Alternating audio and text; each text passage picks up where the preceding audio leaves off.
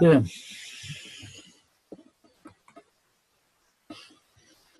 Lamentablemente me está anunciando que mi conexión en la red no es muy confiable, así que es posible que la conexión se caiga y quedemos sin video nuevamente.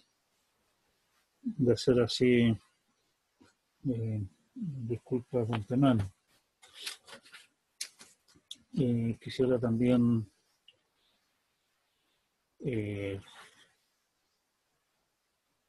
¿cómo se dice? Anunciarles que he hecho un montón de cambios al apunte, espero hacerle varios más todavía. Algunas de las demostraciones que vamos a ver acá son diferentes del apunte que ustedes ven.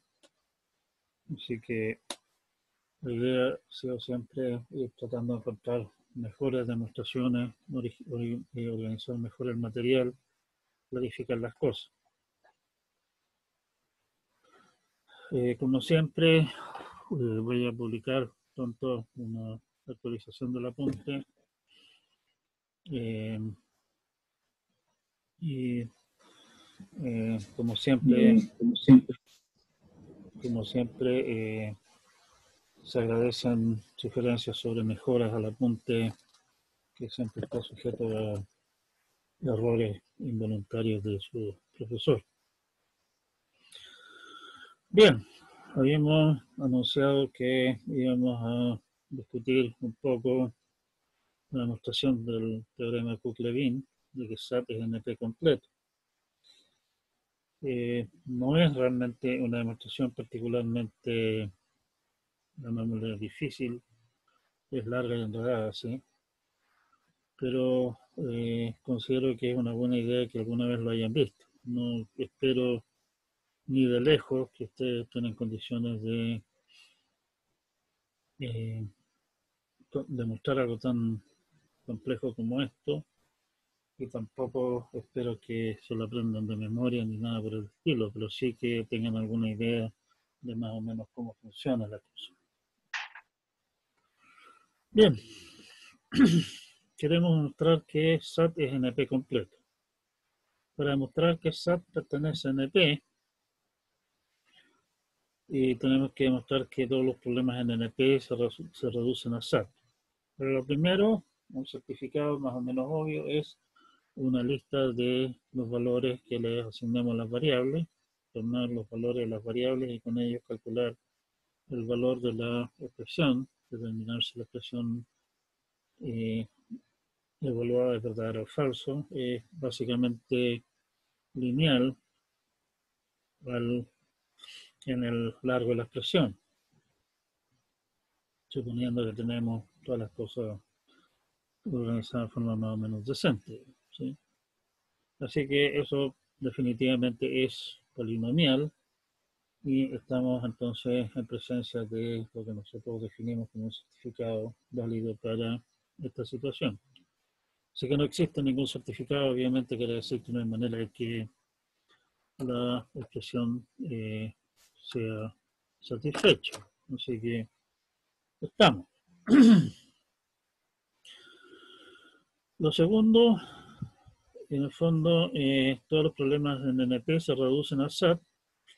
Como todos los problemas en NP los puedo representar mediante una máquina de Turing no determinista y un polinomio que dice que la máquina de Turing acepta instancias verdaderas, o sea, instancias de, o sea, palabras que pertenecen al lenguaje, que es el problema que tenemos entre manos, en un tiempo acotado por ese polinomio en el largo de la palabra. Todos los problemas en NP se pueden reducir a esa situación, o sea, una máquina de Turing no determinista y un polinomio que acota el tiempo de ejecución. Entonces, en ese sentido, de alguna manera, el problema máquina de Turing no determinista equipada con un polinomio que acota el tiempo de ejecución es un problema NP completo básicamente de fábrica, prácticamente por definición del término. Por lo tanto, si es que nosotros demostramos que esa cosa, digamos, una máquina de Turing no determinista más un polinomio, puedo escribir una expresión lógica cuyo largo en un tiempo proporcional a un polinomio en el tamaño de los datos entrados, o sea, la máquina de Turing y el polinomio del caso. Entonces quiere decir que SAT es NP completo, porque estamos demostrando que es NP duro. Todos los problemas en NP se pueden reducir a ese problema, polinomialmente. Entonces, supongamos que tenemos una máquina de Turing no determinista, M, y un polinomio, P, tales que si una palabra pertenece a SAT, entonces M acepta la palabra omega a lo más que es de largo de omega pasos. Para simplificar la notación, de ahora en adelante vamos a llamar n el largo de omega, que omega es a1, a2 hasta a sub n, son n símbolos. Y la idea entonces es armar una expresión lógica que describa posibles computaciones de m, partiendo con la palabra omega, y que sea verdadera si, solo si, esa computación termina aceptando la palabra. Para ello vamos a construir matrices de P de n por P de n de expresiones que describen el contenido de la posición I de la cinta en el estado J, en el instante J. O sea, tenemos una matriz, qué sé yo, no sé, por expresión sub IJ.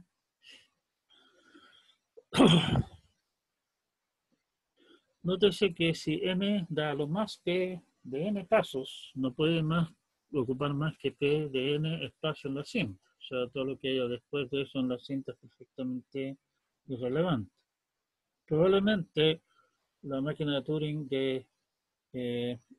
escriba menos cosas, digamos, no se pasee tanto por la cinta, porque avanza y retrocede, qué sé yo, y cada vez que retrocede significa que es un espacio menos en la cinta que ocupa, pero eso definitivamente es una cota, y en realidad lo que a nosotros nos interesa en este momento es obtener una cota y que esa cota sea un polinomio. Así que ponerse quisquilloso de que podríamos arreglarnos con la mitad de eso, con, qué sé yo, no sé, la enésima parte da lo mismo. En detalle, vamos a usar las variables que indicamos en el cuadro 13.1, donde estamos usando un índice i para la posición en la cinta, o sea, la variable índice t para instante de tiempo, S para referirnos a un símbolo y Q para indicar un estado. Tenemos entonces una variable t sub i ts que dice que el contenido de la cinta en la posición i al tiempo t es el símbolo s. ¿Sí? O sea, tenemos una cantidad horrible de variables de esas, digamos, que básicamente nos dicen que en el instante, qué sé yo, 10 de la computación, la posición 3 de la cinta contiene el símbolo A, por decir algo. ¿Sí? Tenemos otras variables más que describen cuál es el estado del autómata en el instante t, que son las variables qt, q mayúscula sub tq, donde t es el instante de tiempo y q es el estado. Y la idea es que q sub tq es cierto si es que en el instante t el estado del autómata es q. Y otra más, h y t, que básicamente dice dónde está el cabezal, head en inglés, del autómata en el instante t. O sea que el, el instante t, el cabezal está en la posición i de la cinta. De las primeras variables hay un número que es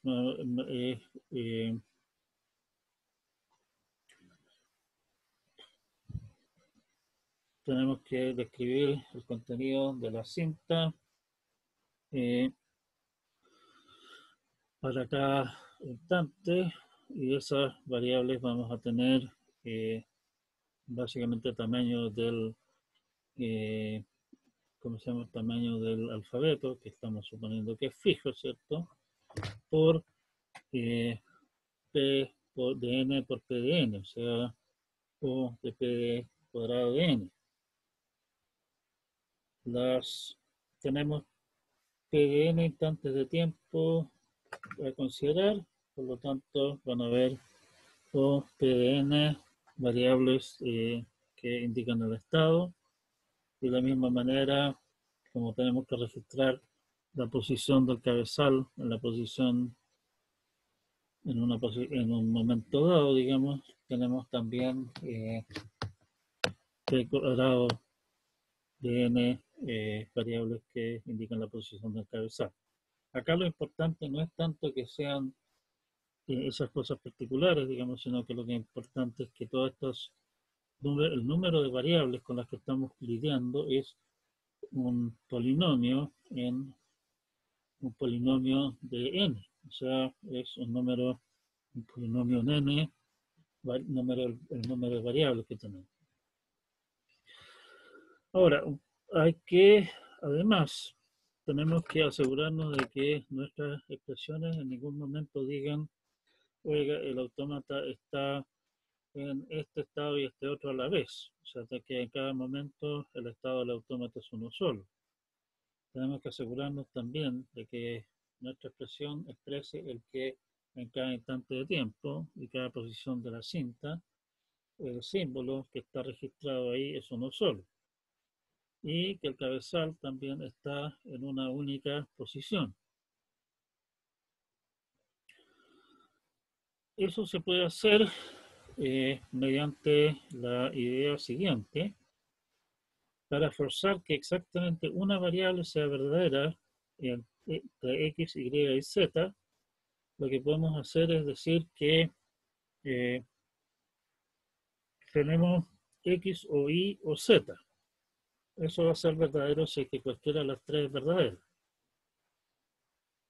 Y ponemos además todas las combinaciones ahora de dos de las tres variables negadas. Estoy diciendo entonces que x o y o z y x negado o y negado y x negado y z negado o z negado y y negado o z negado, tenemos toda esa cosa. Básicamente lo que hace es que si es que x es verdadero, por ejemplo, va a ser falso el x negado, pero, y eso va a forzar entonces que el y negado tenga que ser verdadero. Si el y negado es verdadero, bueno, quiere decir que el y es falso. El y negado verdadero hace que la tercera cláusula de esta expresión que tenemos acá, y negado verdadero, podemos perfectamente elegir z negado falso, o sea, podemos también elegir z negado verdadero, que es también lo que en realidad está forzando la segunda cláusula, el x negado o z negado. El x negado es falso, por lo tanto el z negado va a tener que ser verdadero, porque si no se hace falso esa parte. Y la tercera entonces, con los dos verdaderos, vamos al otro lado y tenemos que solo el X, pues si es que el X es verdadero, el Y y el Z tienen que ser falsos.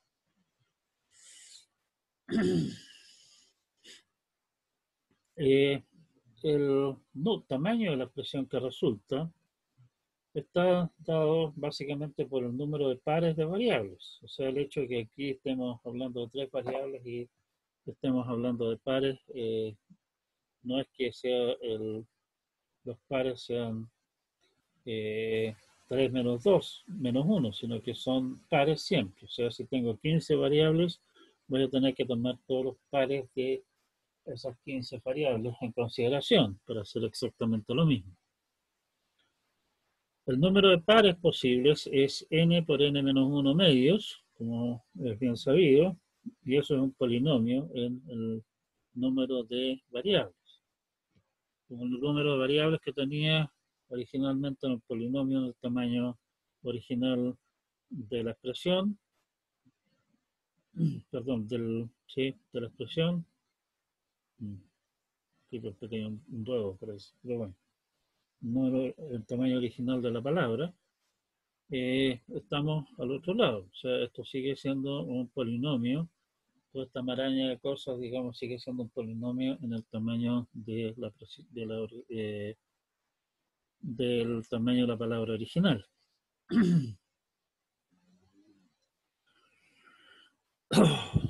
Bien.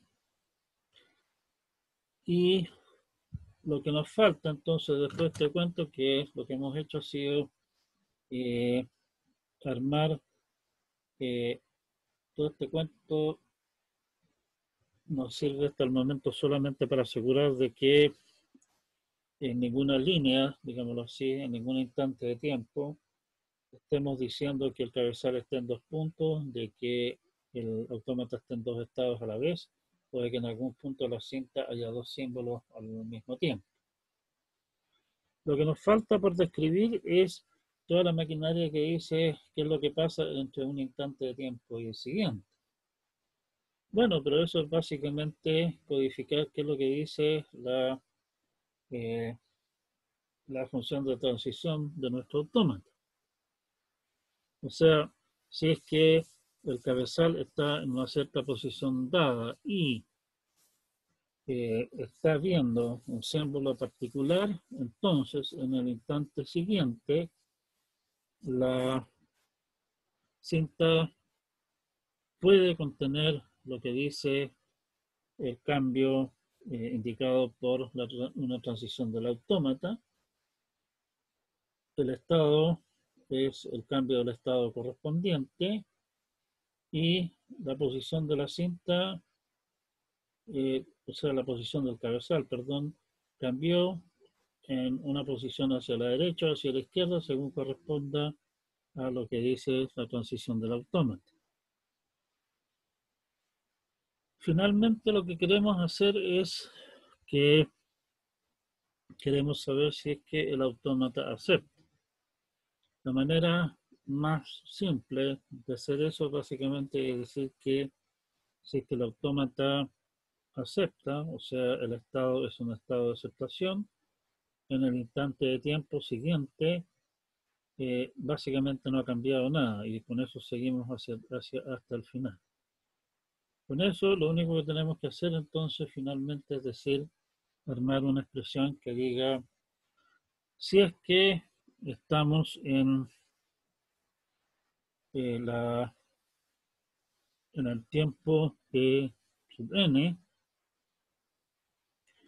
entonces el estado del autómata es el estado del autómata en que acepte.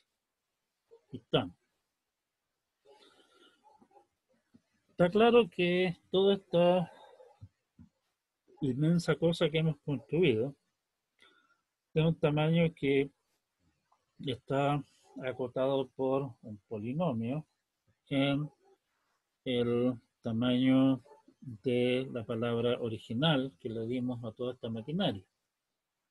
Vale decir, hemos reducido polinomialmente, dado que el trabajo que hay que hacer para hacer todas estas traducciones, digamos, armar todas las expresiones, las subexpresiones y demás cosas de las que estamos hablando, no es realmente un trabajo que requiera mucho pensar, digamos. O sea, mirar las cosas, empezar a escribir de forma bastante eh, directa, no hay ninguna complicación metida entre medio. Por lo tanto, el proceso para armar esta linda expresión es también un proceso básicamente proporcional al tamaño de la expresión que estamos escribiendo. Eso habíamos dicho que está acotada por un polinomio, así que nada, no hay nada brujo en toda esta historia. En conclusión, entonces, lo que hemos hecho ha sido reducir polinomialmente nuestro problema máquina de Turing no determinista, aceptar la palabra W en a lo más P del largo W de pasos. Lo hemos reducido polinomialmente al problema de esta linda expresión lógica es satisfacible. Si se puede satisfacer, quiere decir que el autómata puede terminar en a lo más P de n pasos en un estado de aceptación, en el estado de aceptación en realidad. En el caso de que no acepte, obviamente la expresión que finalmente dice el autómata aceptó, no hay cómo hacer que sea verdadera. Y realmente es una reducción. Y ese es el teorema Cook-Levin. La gracia de este teorema es que nos saca del ámbito de tener que estar lidiando con máquinas de Turing no deterministas y otras hierbas molestas de esa clase y nos lleva a algo bastante más aterrizado, que son expresiones lógicas. Con expresiones lógicas podemos hacer muchas cosas, que hacer esa clase de cosas con máquinas de Turing, digamos, no es tan transparente. Y en ese sentido el teorema nos ayuda mucho.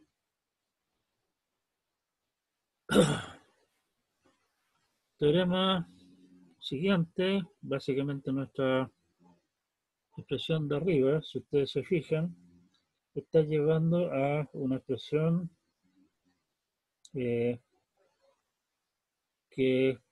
es una expresión que ya está en el formato de, ¿cómo se llama?, de CNF, o sea, forma normal conjuntiva. Básicamente lo que estamos haciendo son enjuagues como estos y estamos básicamente también después para cada esto decir que se cumple para la fila 1, para la fila 2, para la fila 3, para la fila P sub n. O sea, es un gran I de un montón de cláusulas. O sea, está ya en forma normal conjuntiva. En ese sentido, el teorema siguiente no es tan importante, pero igual es relevante el hecho de que podemos utilizar nuestras fórmulas para simplificar expresiones lógicas, las identidades lógicas que conocemos, o sea, qué es lo que implica, qué es lo que es un sí, solo sí, en términos de I y O, fórmulas de De Morgan para manejar situaciones de negación de paréntesis, por ejemplo, utilizar las fórmulas para distribuir I sobre O y O sobre I, como corresponda, y toda esa clase de entretenciones. Podemos finalmente deshacernos de todas las ¿cómo se llama? Todas las operaciones lógicas que no son O, ni I, ni negación. Y finalmente reducir toda la historia a una expresión que está en CNF. O sea, eso sabemos que podemos hacerlo. Es un lío más o menos grande, pero sabemos que se puede hacer. El punto es que esto se puede hacer en tiempo polinomial. Y eso es más o menos enredado, pero como digo, no es particularmente relevante para nosotros acá, así que vamos a evitar esa cosa, por lo menos por este semestre. Posiblemente el próximo semestre agregue aquí la ilustración que parece que es un poquitito más agarrable de lo que yo creía, pero voy a tener que revisar. Siguiente paso, como ya habíamos visto antes, nos conviene, en vez de hablar del problema SAT o siquiera CSAT, así en toda su generalidad, nos gustaría poder simplificar el problema, simplificarlo en el sentido de darle más estructura, poner ciertas restricciones que hagan que las cosas tengan que funcionar de una cierta manera y ahorrarnos, por lo tanto, el tener que realizar una montonera de alternativas a la hora que debemos pagar. La restricción que resulta fructífera en este caso es restringirnos a situaciones en las cuales todas nuestras cláusulas tengan exactamente tres literales. Y esa variante le llamamos 3SAT. Si una cláusula tiene menos de 3 literales, la rellenamos con valores, con variables adicionales. O sea, por ejemplo, si A es la variable adicional, la cláusula X o Y da X o Y o A y X o Y o A negado. Estamos en el fondo dejando la libertad a la persona que quiera asignarle valores a este cuento de elegir A verdadero o falso, pero si elige A verdadero, va necesariamente que tener que quedarse con asegurarse de cumplir con que la segunda cláusula es verdadera, por lo tanto que X o Y sean verdaderos.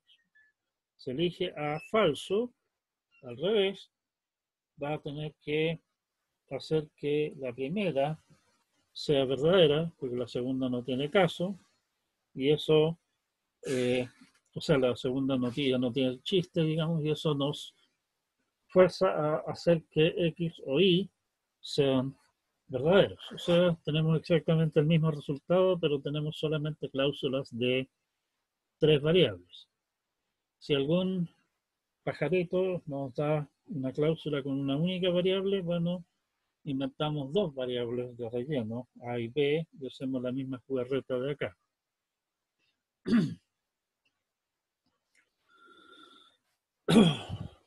Por lo tanto, podemos suponer que todas las cláusulas tienen 3 o más literales.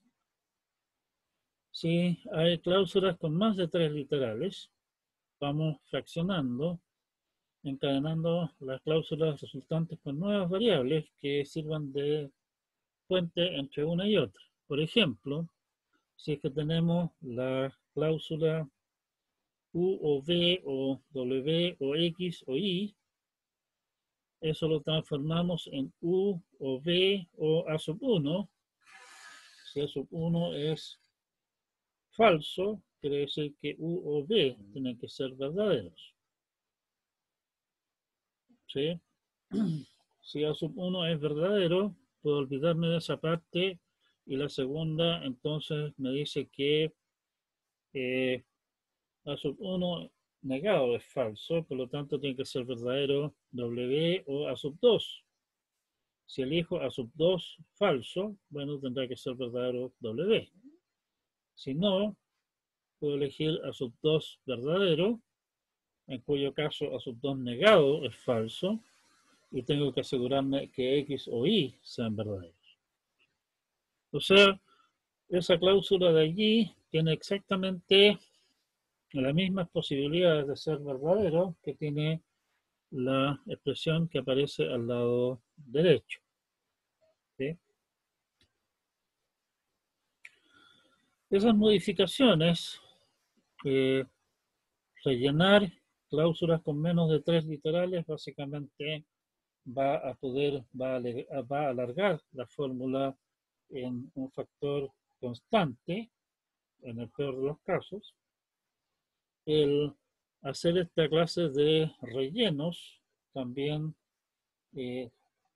básicamente en el peor de los casos, digamos, significa que voy a tener una cláusula de 3 variables, o sea, una cláusula nueva por cada una de las variables originales involucradas en esta clase de cuentos. O sea, nuevamente se infla a lo más en un factor constante. Por lo tanto, yo puedo traducir mi fórmula original, que es una fórmula en la forma normal conjuntiva, en una fórmula en la cual todas las cláusulas tienen exactamente 3 variables en un tiempo y que es un polinomio en el tamaño de la fórmula original. El trabajo que hay que hacer para hacer todas estas traducciones que estoy planteando acá es prácticamente proporcional al largo de la fórmula que estoy procesando. ¿Okay? Y también, por la manera en que construimos esa nueva fórmula que está en la fórmula normal 3 conjuntiva, está claro que esa fórmula es satisfacible si y solo si lo era la fórmula original. Y básicamente podemos darle valores arbitrarios a las, o no tan arbitrarios en realidad, a las variables auxiliares, y si me dan una manera, una colección de valores de las variables que hacen verdadera la expresión original, está claro cuáles son los valores que deben tomar las variables o que pueden tomar las variables auxiliares que inventé para hacer que el cuento se satisfaga en la versión 3SAT.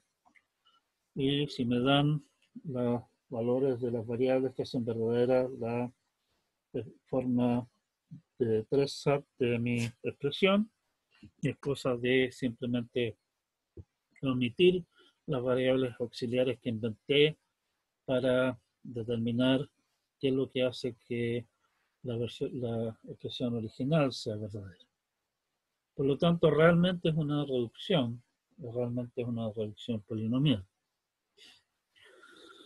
Y estamos. O sea, tenemos un problema más restringido, más simple, que es en el fondo equivalente a todos los problemas en NP. O sea, puede reducirse polinomialmente a él desde cualquier problema que me tiren en NP. Y ese problema entonces es NP completo porque además está en NP, porque SAT es un caso particular, digamos, de SAT y por lo tanto no puede ser más difícil que SAT. Un punto interesante de esto es que, bueno, de partida, si es que consideramos unos SAT, o sea, expresiones lógicas en las cuales cada cláusula tiene exactamente un literal, esa cuestión es básicamente trivial, ¿cierto? Es cosa de revisar todo el cuento de punta a punta y ver si es que alguna variable se menciona como variable y como variable negada. Si aparece cualquiera, no hay manera que el cuento sea verdadero. En caso contrario, tenemos clarísimo cómo satisfacer nuestra fórmula. Y eso lo podemos hacer en un tiempo que es básicamente proporcional al tamaño de la expresión. Lo que no es tan claro, y el algoritmo sí es bastante complejo, digamos, es que sorprendentemente también se puede determinar en tiempo proporcional al tamaño de la expresión, si es que una expresión en 2SAT, o sea, todas las cláusulas tienen exactamente 2 literales, es satisfacible. Y de ahí, de 2 a 3, nos damos el salto de tiempo proporcional, podemos determinarlo sin mayores problemas, o sea, hasta cómodamente en P nos damos el salto a que 3 SAT está en NP completo. Curioso. Uno de los misterios de la computación de por qué hay un salto en 3 aquí.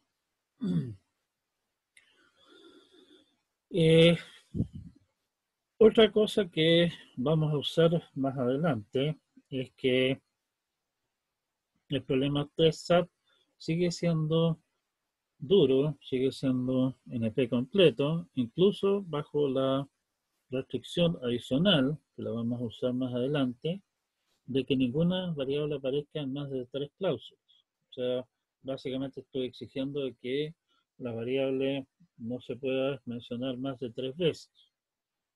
Y por lo demás, está claro que si se menciona 3 veces y las 3 veces se menciona como la variable a secas, digamos, o se menciona las 3 veces como la variable negada, en realidad esa variable simplemente la puedo eliminar del mapa. Porque está claro, digamos, de que basta con asignarle el valor verdadero en el primer caso o en el valor falso en el segundo para hacer verdaderas todas las cláusulas donde aparezca y puedo eliminar simplemente esas cláusulas de la consideración. Por lo tanto, el caso de interés real, digamos, es la situación en que la variable se menciona a lo más 2 veces negada o a lo más 2 veces como variable a secas. Eliminar variables que no cumplan con eso, digamos, es fácil de hacer, así que no hay problema.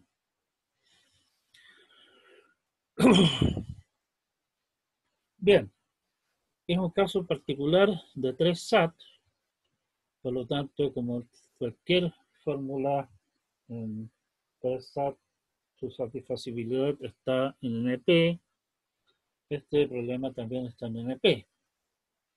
O sea, no estamos en realidad aquí exhibiendo un certificado particular, sino que estamos usando el hecho de que es un caso particular, que es una cosa que vamos a hacer un par de veces más adelante de nuevo también. Lo que tenemos que hacer entonces es demostrar que podemos reducir una instancia cualquiera de 3 SAT, donde, si yo, la variable X se mencione 15 veces, en una expresión que cumple con esto. Supongamos entonces que la variable X aparece en K, que es mayor que 3 cláusulas. O sea, por ejemplo, que aparece X en 15 cláusulas.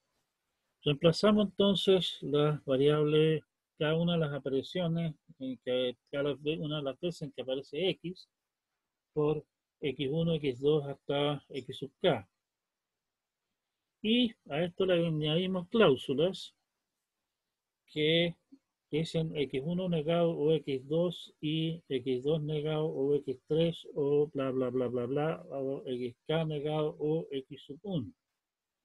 Si ustedes se fijan, esa expresión de allí, bueno, de partida tiene 2 literales por cláusula, pero eso sabemos que podemos arreglarlo con el relleno que habíamos comentado antes, y ese relleno tampoco echa demasiado a perder las cosas. Y esa expresión de allí es verdadera si y solo si X1 tiene el mismo valor que X2, el mismo valor que X3, el mismo valor que X4, etcétera, etcétera, etcétera. ¿Sí?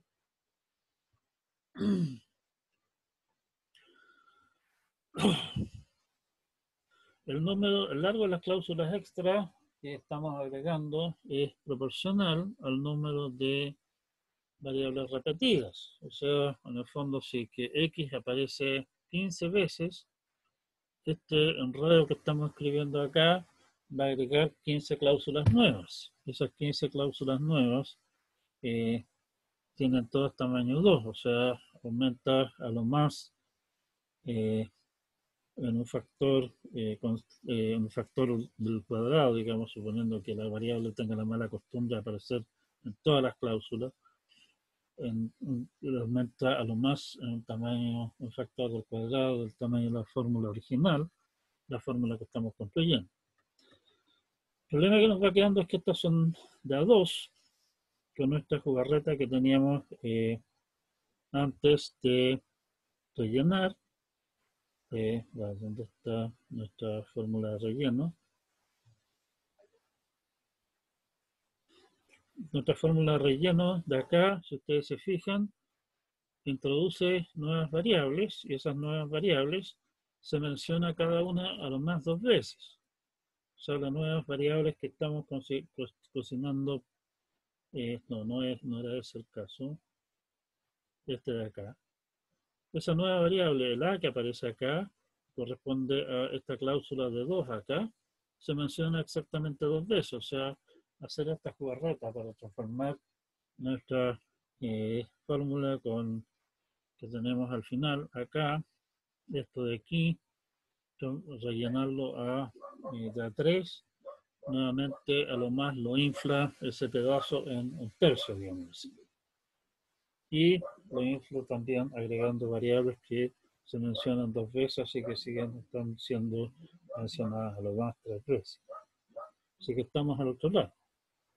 El resultado entonces es una expresión que está en forma 3CNF, en la cual todas las variables se mencionan a lo más 3 veces y todas las variables se mencionan a lo menos una vez la variable y una vez la variable negada.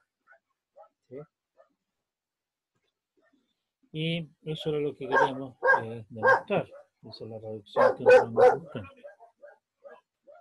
No sé si hay comentarios o consultas hasta acá.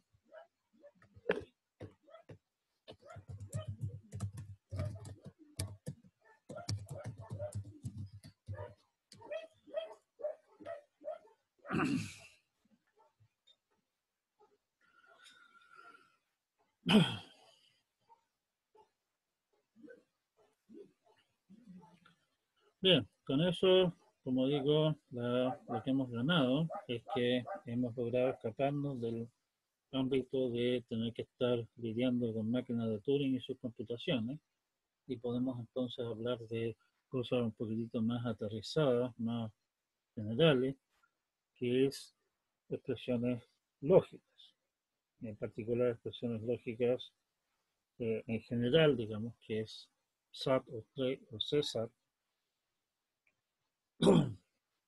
Y tenemos también un punto de partida para poder demostrar otros problemas que son nuestras variantes de 3SAT, ya sea la variante original o esta variante restringida que acabamos de inventar ahora, que también sí. Nuestro plan de batalla, entonces, en general, para demostrar que algún problema es NP completo, es de alguna forma que partir, en este caso, con el problema que queremos reducir al problema que tenemos entre manos. Tratamos, ojalá, de elegir algún problema que en algún sentido sea cercano para hacer la reducción y representar el problema que estamos reduciendo en términos del problema al que reducimos. Como estamos hablando de 3SAT, al reducir, por ejemplo, como lo vamos a hacer un rato más, eso a un problema de grafos, tengo que ver alguna manera de representar eh, las cláusulas en términos de los conceptos que a mí me interesan, de manera de que haya una relación uno a uno entre algunos casos particulares, el problema que a mí me interesa reducir a él y el problema original. ¿Sí? Hacer eso definitivamente no es fácil. La parte que suele ser muy simple de mostrar que algún problema es NP completo es la parte de demostrar que está en NP. Basta con inventar algún formato de certificado con el cual me diga que cómo hacer lo que me está diciendo el problema, digamos. ¿Sí? Y eso suele ser bastante sencillo.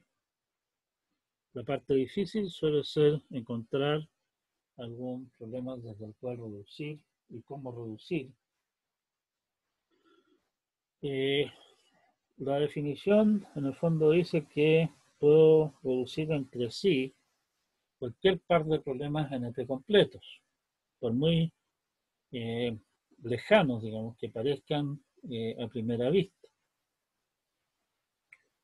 El punto no está en se puede, el punto es que quisiéramos hacerlo de alguna manera más o menos entendible, y es donde entra a ser problemática la cosa.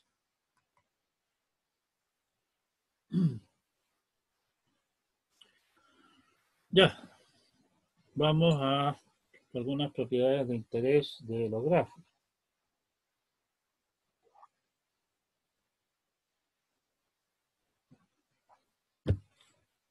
Antes de entrar a nuestro teorema propiamente tal,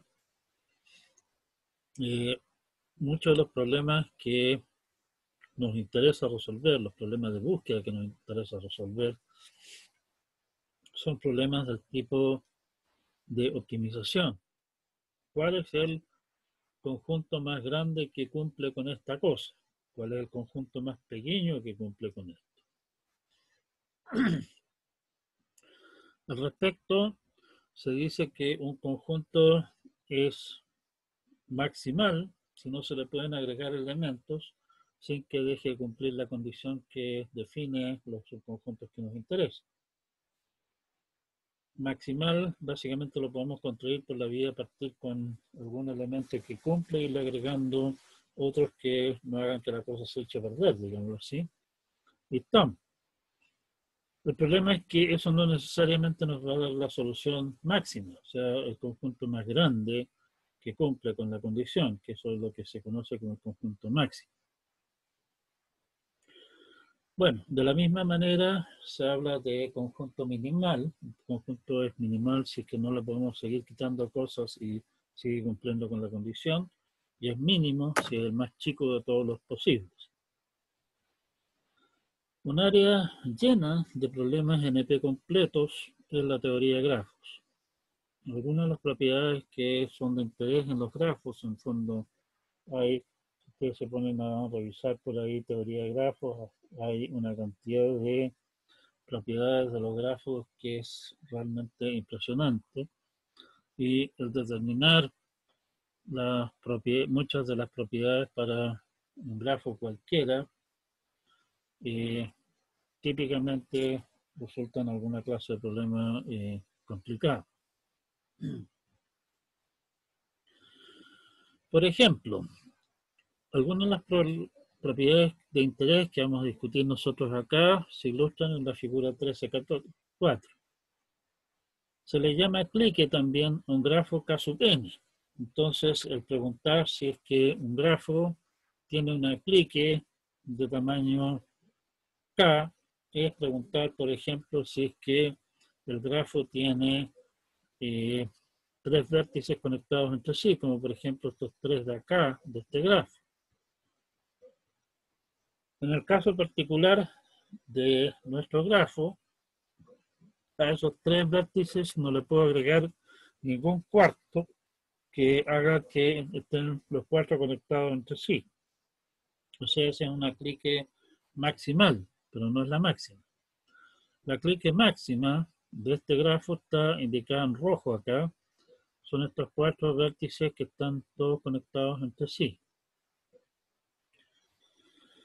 Un conjunto independiente, un independent set en yanquilandés, es un conjunto de vértices tal que ningún vértice del conjunto esté conectado con otro vértice del conjunto.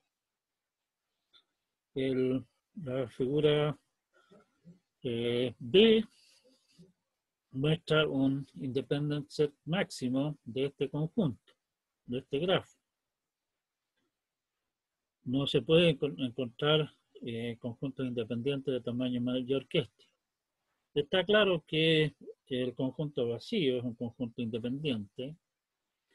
El conjunto de un solo vértice también es un conjunto independiente. Los vértices que no estén directamente conectados entre sí son un conjunto independiente, y así sucesivamente. Este de acá es máximo, en el sentido de que ese grafo no tiene conjunto independiente de tamaño mayor. Queda de ejercicio para los que quieran divertirse un rato, encontrar algún otro conjunto independiente de tamaño 3 de este grafo. O sea, el conjunto independiente no es único, para nada. Vertex cover, o node cover también le llaman, una cobertura de vértices, traducción bastante poco feliz que se usa en castellano para esto, es un conjunto de vértices que aparecen en todos los arcos. O sea, todos los arcos contienen al menos un vértice de este conjunto. Nuevamente, este grafo tiene un vertex cover, en este caso mínimo, de tamaño 4. Está claro que un vertex cover, por ejemplo, es el conjunto de todos los vértices. Eso definitivamente aparece en todos los arcos, por definición propia del grafo. Pero nos interesa algún conjunto más chico. Ahí tenemos uno de tamaño 4. Nuevamente queda para que ustedes se entretengan de ubicar un vertex cover de tamaño 4 de este grafo que sea distinto del que se está indicando ahí. Y finalmente, un tema que ustedes deben haber discutido en su oportunidad en estructuras discretas es la noción de coloreo de grafos. Un coloreo de un grafo es una asignación de colores a los vértices de tal manera de que no hayan dos vértices vecinos del mismo color. Bueno, una manera chanta de hacerlo es simplemente asignarle un color distinto a cada vértice y estamos. Interesa acá el número mínimo de colores, hacerlo con el mínimo de colores posible. Y acá tenemos entonces un coloreo de este grafo ejemplo con 4 colores. Es claro que no se puede hacer con menos de 4 porque vimos de punto A que el grafo contiene una clique de tamaño 4, o sea, contiene un K4. Y está claro como en K4 tenemos 4 vértices todos conectados con todos.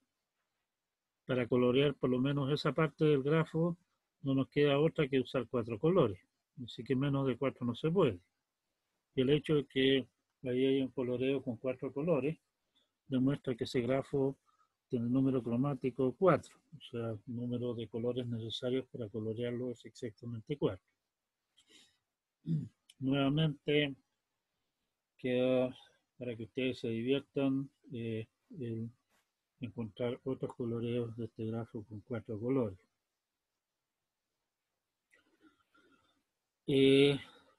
Bueno, resulta que todas estas propiedades que son bastante como obvias y simples, son todas propiedades que son NP completas, en el sentido de que preguntar si es que un grafo tiene una clique de tamaño K, o sea, me dan un grafo, me dan un K, y me preguntan, ¿este grafo tiene una clique de tamaño K? Es NP completo. Lo mismo respecto a conjunto independiente, de vertex cover y coloreo con K colores. ¿Estamos? El decidir si un grafo tiene las propiedades del caso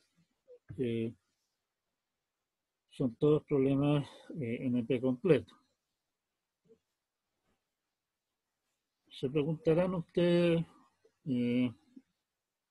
o más bien supongo que ustedes están ya completamente seguros de que a alguien se le saltaron las chavetas y está jugando con cosas que no tienen ninguna importancia, no tienen ninguna utilidad práctica de ninguna especie. Resulta que estos problemas que acá están presentados en términos de grafo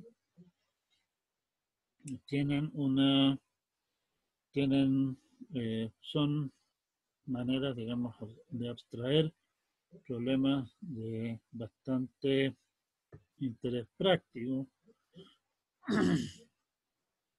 eh, en, bueno, muchas cosas. O sea, por ejemplo,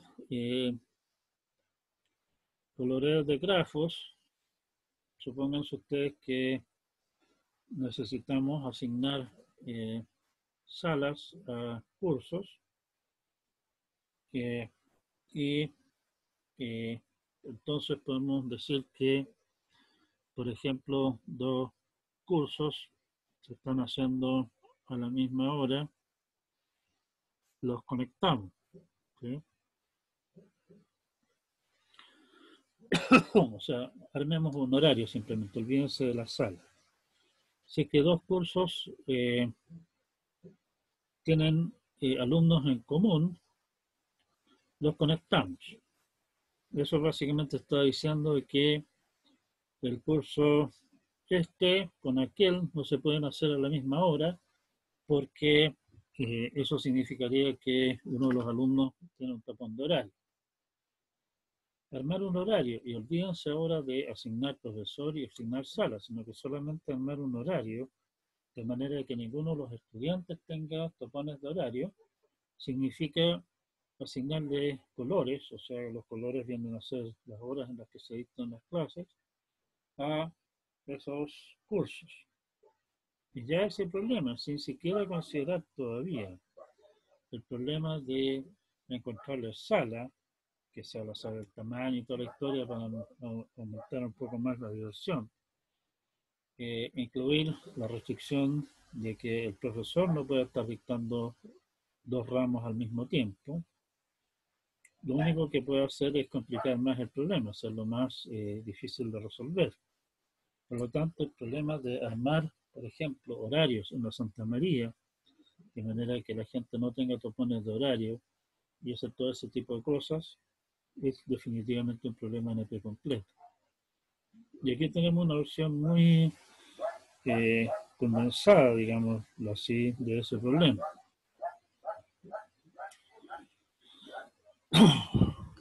Bien, o sea, estos problemas son problemas abstractos.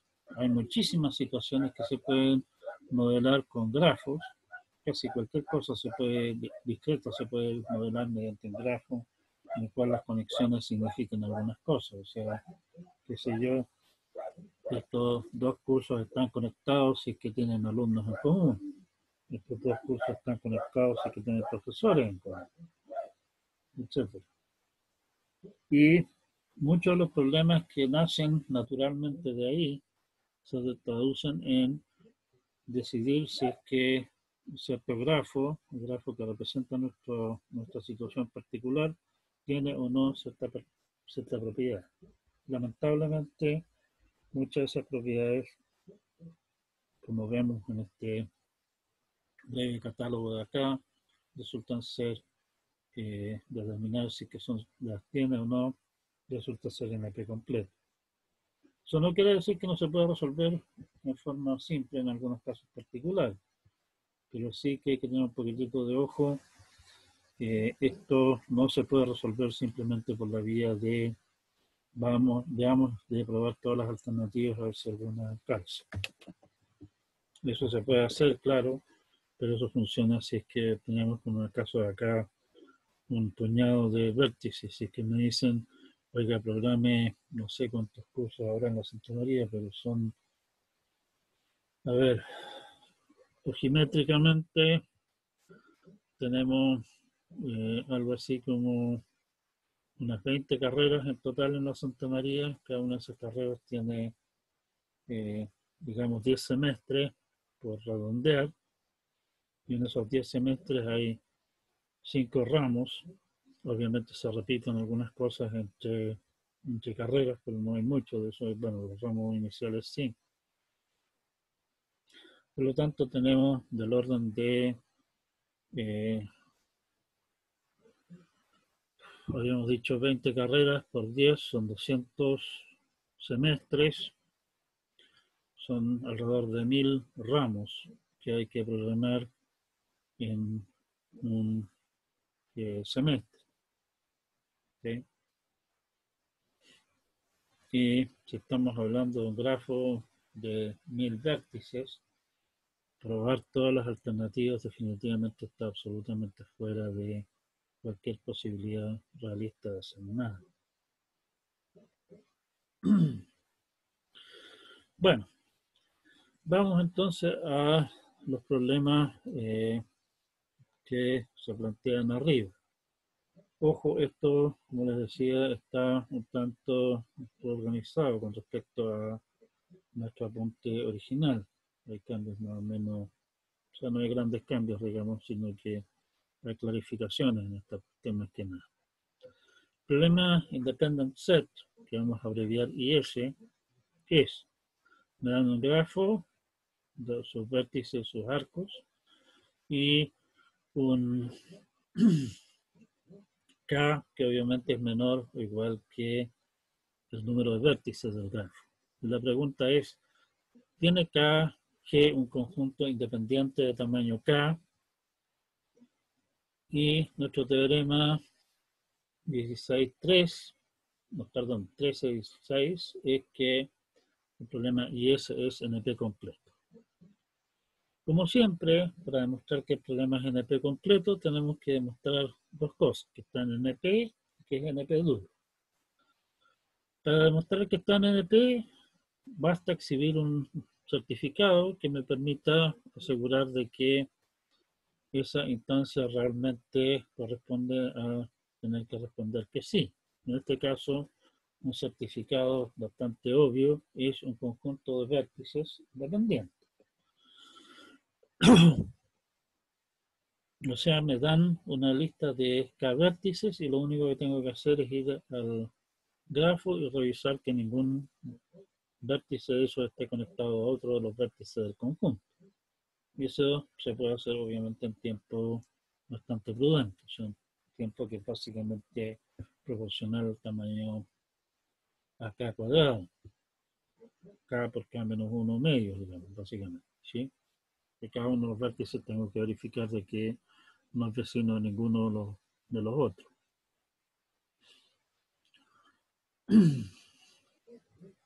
Para demostrar que es NP duro, básicamente tengo que tomar algún problema que yo sé que es NP completo y a estas alturas del partido nuestro único problema NP completo, o sea, nuestros únicos problemas NP completos son una máquina de Turing no determinista y un polinomio o 3 SAT. Y de los dos, 3 SAT se ve como más agarrable. Por lo tanto, lo que vamos a tratar de hacer es reducir polinomialmente 3 SAT a IS. Consideremos la siguiente instancia de 3 SAT como ejemplo. O sea, tengo esa expresión de ahí, la expresión 13.1. Y la idea para una expresión cualquiera, en el fondo, es para cada literal que aparece en la fórmula, no para cada variable ni nada, sino que para cada literal que aparece. O sea, para el X1 que aparece en la primera cláusula, para el X1 negado que aparece en la segunda cláusula, y así sucesivamente. A cada uno de ellos le asigno un vértice. La idea es que haya un conjunto independiente de vértices si y solo si la fórmula es satisfacible. O sea, la construcción me va a tener que dar un grafo y me va a tener que dar un K. Si queremos hacer satisfacible la fórmula, una manera de hacer que la fórmula se satisfaga es para cada una de las cláusulas elegir un literal que vamos a asignarle el valor verdadero y ese literal vamos a tomarlo entonces como vértice, su representante en el grafo correspondiente.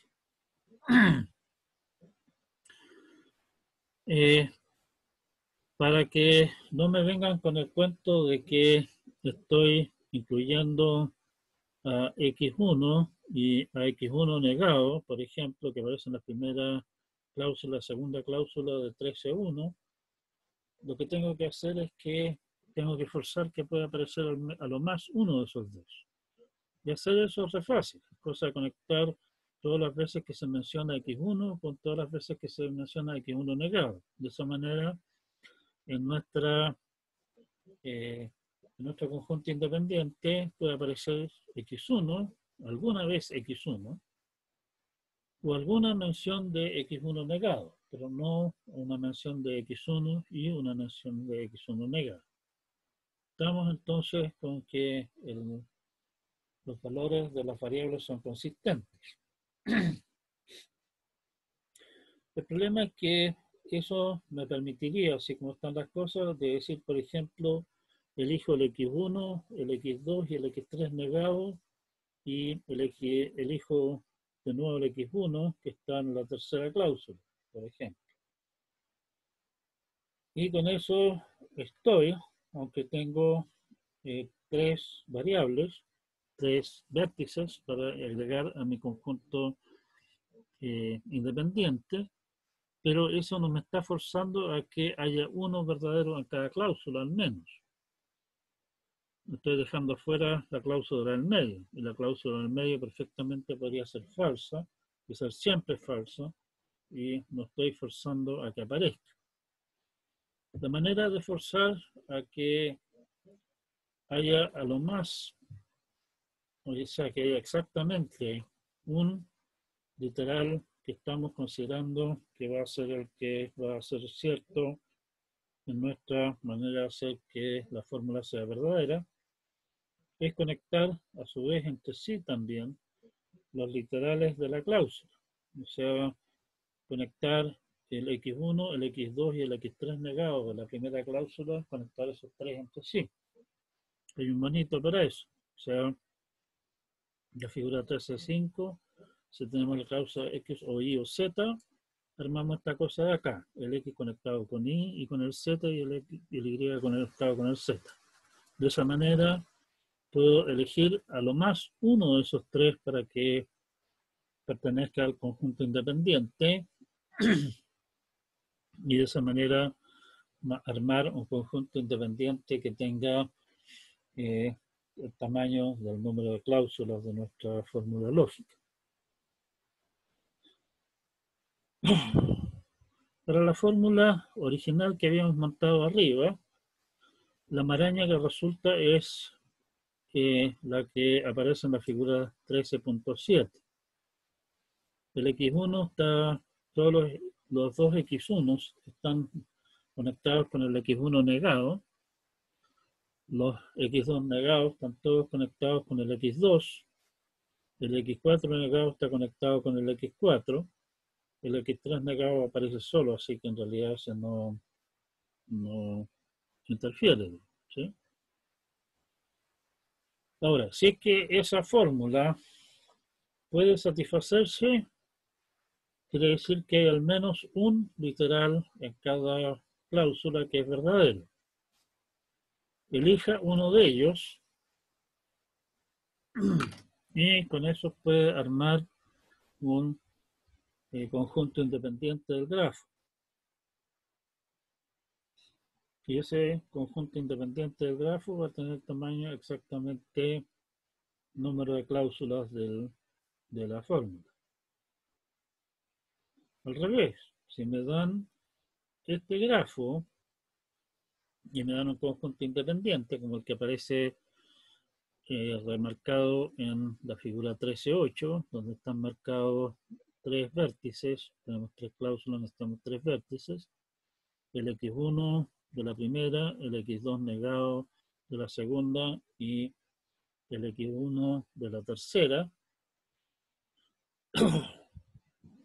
Con eso estamos demostrando que al haber un conjunto independiente a esos tres literales, les puedo asignar el valor verdadero y con eso se hace verdadera la fórmula lógica, o sea, es satisfacible. Si es que no hay manera de encontrar eso, bueno, quiere decir que no hay ninguna colección consistente, digamos, de formas de asignarle verdadero a un conjunto de literales uno en cada cláusula, que haga que todo el cuento sea verdadero. O sea, realmente es un sí y solo sí. La construcción del grafo está claro que va a ser en tiempo que es básicamente proporcional al número de variables y cláusulas que aparecen en toda esta historia. O sea, definitivamente está acotado por un polinomio en el tamaño de la fórmula original. La reducción realmente es una reducción como corresponde y es una reducción polinomial como corresponde también.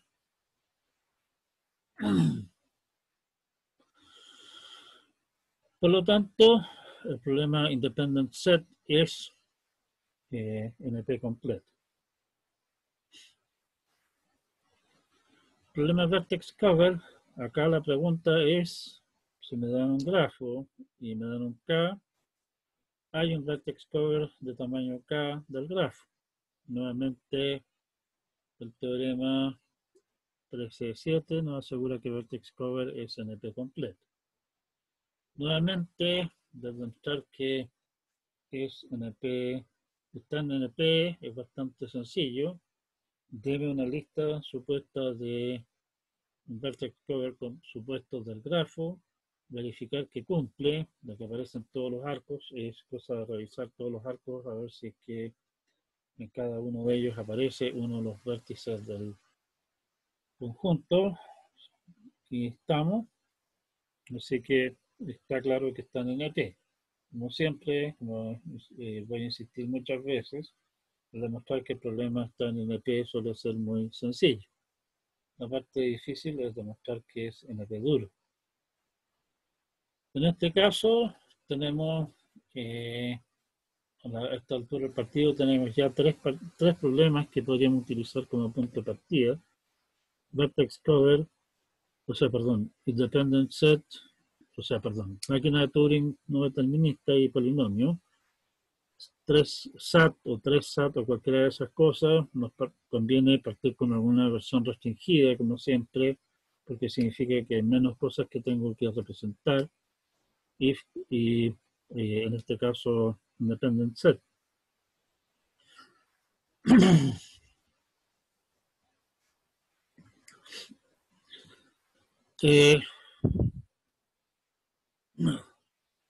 Resulta que el complemento de un conjunto es un vertex cover. Por lo tanto, preguntar por un independent set y preguntar por un vertex cover básicamente es preguntar por un conjunto y su complemento.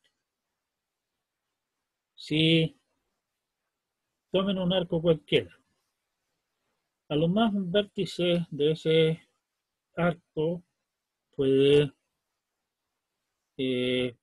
pertenecer al independent set. O sea, todo arco contiene al menos un vértice que no pertenece al independent set. En realidad, eso. O sea, todo arco contiene al menos un vértice que no pertenece al independent set. O sea, preguntar por uno, preguntar por el complemento de un conjunto finito. Entonces, preguntar, oiga, este grafo de 147 vértices tiene un vertex cover de tamaño 100, es lo mismo que preguntar si es que tiene un independent set de tamaño 47. En ese sentido, los problemas son en el fondo el mismo y por lo tanto traducir entre uno y otro. O sea, la reducción es básicamente un cambio bastante trivial. ¿Sí? Y ese cambio trivial es básicamente contar los vértices y hacer una pequeña resta. Súper sencillo. Polinomial en el tamaño del grafo. Con eso tenemos despachados dos. Nos queda el problema clique. Dado un grafo, contiene ese grafo una clique de tamaño K. Y nuestro teorema de 13.8 es que clique es NP completo. Nuevamente, demostrar que clique está en NP es trivial. Basta con dar una lista de K vértices y como certificado y revisar el certificado, simplemente ver si que esos K vértices realmente están conectados todos con todos. Y estamos. Para demostrar que es NP duro, lo que vamos a hacer va a ser reducir de 3 SAT, es una posibilidad, pero hay una forma tramposa de resolverlo haciendo una cosa distinta. Si consideramos el complemento del grafo, vale decir que en el grafo complemento dos vértices están conectados, si es que en el grafo original no lo están, vemos que una clique del grafo complemento corresponde exactamente a una independent set del grafo original, o sea, eh, eh, bueno, eso, o sea, en el grafo complemento de mi grafo, los arcos que no están conectados y viceversa, y por lo tanto que todos estén conectados con todos, entre los K, es lo mismo que en el complemento ninguno esté conectado con ninguno de los otros. O sea, un independent set. Y el independent set ya habíamos demostrado que es NP completo, así que estamos al otro lado. Y nos queda, y con esto terminamos por el día de hoy, coloreo. Ver si un grafo se puede colorear con un color o con dos es bastante trivial. El universo en grafo es bipartito, o sea, puede colorearse con dos colores, uno de los temas que deben haber visto en estructuras discretas. Y acá, determinar si un grafo se puede colorear con tres colores, resulta que es NP completo. Nuevamente, curiosamente, aquí hay un salto entre 2 y 3. Para demostrar que es NP duro, lo que vamos a hacer es reducir 3 SAT a 3 color. Vamos a construir un grafo que tiene un coloreo con 3 colores, si solo si una cierta instancia phi del problema 3 SAT es satisfacible. El punto es que si es que la fórmula no puede satisfacerse, vamos a requerir 4 o más colores para colorear nuestro grafo. Solo si es que es satisfacible, vamos a poder colorearlo con 3. Para ello vamos a primeramente inventar un artilugio como el que aparece en la figura 13.9, que son 3 vértices a los que vamos a llamar T, F y X, simplemente por darle nombre, con la idea de que T corresponde a verdadero, el color de T corresponde a verdadero, el color de F corresponde a falso, y el valor de X es alguna otra cosa, indeterminado, no sé, algún color distinto. Conectando esa cosa, ese triángulo, por el vértice X con algún literal, lo que yo estoy haciendo, si es que se permite máximo de 3 colores, estoy forzando que ese literal tome ya sea el valor T o el valor F. No puede tomar el valor X. Para asegurarnos ahora de que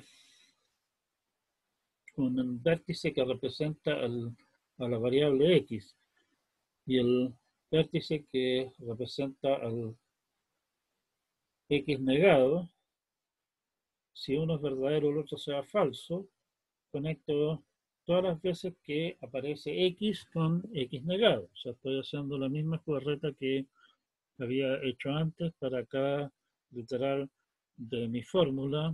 Me invento un nuevo vértice y todos los X's y todos los X's negados que aparecen ahí los conecto entre sí.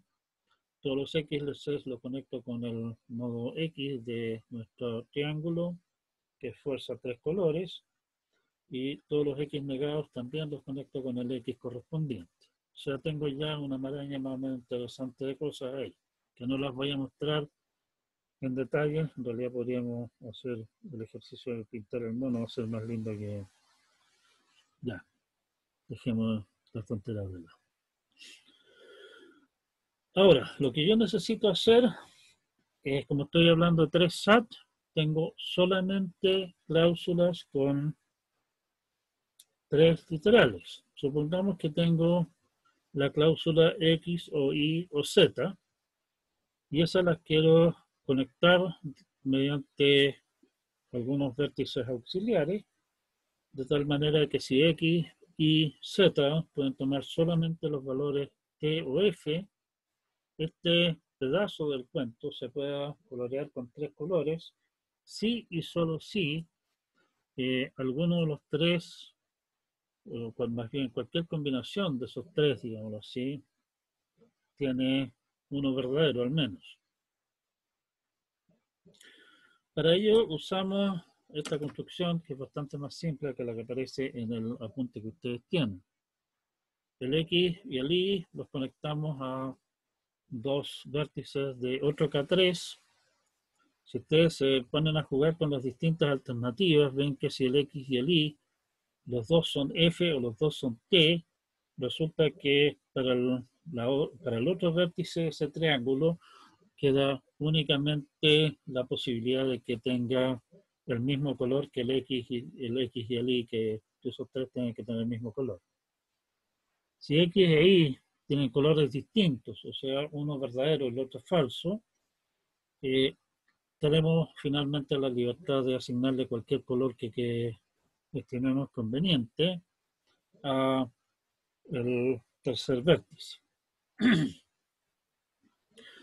Esa cosa la conectamos a su vez con otro triángulo con la misma idea, que está conectado con Z, pero cuyo vértice, la punta, digamos, toda esta historia, se identifica con el vértice T que teníamos arriba. O sea, la punta esa tiene que tener el valor T, tiene que ser T el color de esa punta. Es la misma construcción de antes. Eso fuerza a que, si es que Z es T, no hay problema, puedo elegir el valor T para ese, lo que pasa al otro lado da exactamente lo mismo. Si es que el X o el Y son verdaderos, tienen el color T, tengo la posibilidad de que este vértice del medio, que está conectado al último triángulo, digamos, puede tomar el color T, por lo que habíamos discutido antes, y por lo tanto, independiente de lo que sea Z, este último también puede tomar el valor T. Si es que X, Y y Z, los 3 son falsos, quiere decir que este de acá va a tomar el color falso, y eso, como este de acá entonces tiene 2 entradas F, no va a poder tener en la punta el color T. O sea, vamos a tener que asignar un cuarto color, porque con el X, el Y, el X, el T y el F no nos alcanza para colorear esta cosa si es que estos 3 de acá son falsos. Y eso es precisamente lo que ocurriría si es que necesariamente va a ocurrir con alguna cláusula si es que nuestra fórmula no puede satisfacerse. Si es que la fórmula no puede satisfacerse, este grafo que estamos construyendo acá, esta fea maraña que resulta, va a requerir al menos 4 colores para colorearse. Si es que puede satisfacerse, por la manera en que lo construimos, resulta que sí podemos asignarle colores que básicamente corresponden a los valores verdaderos o falsos correspondientes, de manera que el grafo se pueda colorear con los 3 colores T, F y X. Y estamos, ¿sí? Bien, con esto se nos acaba el tiempo y también el tema de hoy. vamos a seguir dándole algunas vueltas más a otros problemas más. La idea es, en el fondo, uno, armar un catálogo de problemas de manera que uno tenga alguna idea de qué clase de cosas resultan ser MP completas, cuáles no. Dar algunos puntos de partida útiles, digamos, para considerar problemas prácticos que ustedes puedan encontrarse el día de mañana y también mostrar algunas técnicas que pueden resultar útiles a la hora de demostrar de reducir cosas.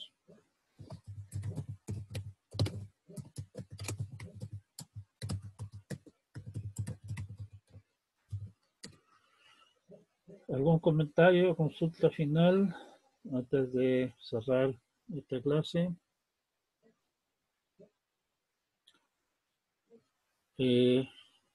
Como les decía, en realidad el teorema de Cook-Levin es interesante tener presente más o menos por dónde va la demostración.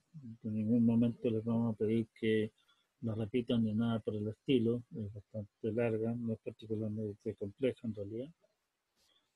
Lo que sí es interesante que tengan presente, digamos, la clase de problemas que vamos a ir encontrando, porque los problemas que vamos a ver van a servir como punto de partida para reducir hacia otros problemas que queremos demostrar difíciles. Y en ese sentido, tener claro qué es cada problema y cuáles son las técnicas usadas para las reducciones del caso es importante porque sirve como guía, digamos, para resolver problemas futuros. Así que por favor, eso échenle una buena mirada. Felizmente, hoy día Zoom se portó bien, no se cayó nada, así que sí, va a quedar un registro de video de la clase que la voy a publicar en cuanto la tenga. Ya tengo una reunión ahora, un rato más la voy a publicar en Moodle. Hasta luego entonces, es un placer estar con ustedes, cuídense mucho y nos vemos el día jueves.